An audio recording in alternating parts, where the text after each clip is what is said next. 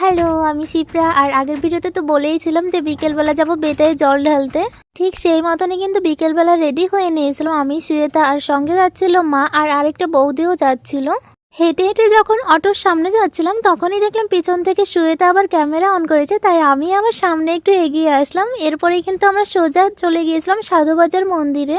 আর মন্দিরে গিয়েই কিন্তু দেখলাম একটু ভিড় নেই, আমাদের আগে 7 থেকে 8 জন মহিলা ছিল, তারপরে কিন্তু আমরা জলটা ঢালতে পারবো। আর বাইরেটাও দেখো ভীষণ ফাঁকা ছিল।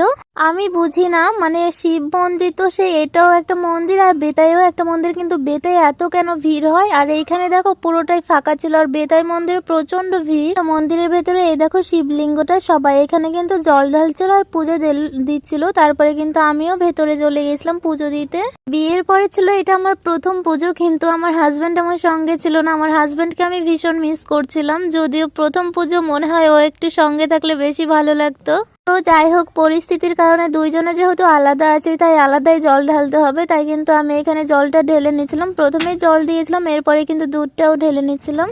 বিয়ের আগের পুজোটা সম্পূর্ণ আলাদা ছিল আর বিয়ের পরের পুজোটা সম্পূর্ণ আলাদা। বিয়ের আগে ওই একটা মানুষের জন্য পুজো দিতাম, মানে পুজো দিতে তখন যদিও সে আমার হাজবেন্ড ছিল না, তবু পুজো দিতে গেলে কেন জানি তার কথাটাই মনে পড়তো। আর এখন তো তার কথাই মনে পড়বে, এটাই স্বাভাবিক। তারপরে বাইরে এসে কিন্তু আমরা 3 জন কিছু ফটোশুট করে নিয়েছিলাম। এই মন্দিরটা এসে বেশ ভালোই করেছি, কারণ বেতাই মন্দিরে প্রচন্ড ভিড় হতো। ওই ভিড়ের মধ্যে দাঁড়িয়ে থেকে পুজো দেওয়ার থেকে এখানে সুস্থ মাথায় পুজো দেওয়া খুব ভালো। এরপরে আমরা বেতাই মন্দিরের উদ্দেশ্যে চললাম। তো বেতাই মন্দিরে ওইখানে গিয়ে কিন্তু ফার্স্টে আমি ফুচকার দোকানে চলে গিয়েছিলাম ফুচকা খেতে, কারণ আজকে যেহেতু আমি ভাত খাবো না, তো মা বলছিল ফুচকা খেলে নাকি কিছু হবে না। তারপরে দেখো ফুচকা খেয়ে আমি আশেপাশটা একটু দেখছিলাম।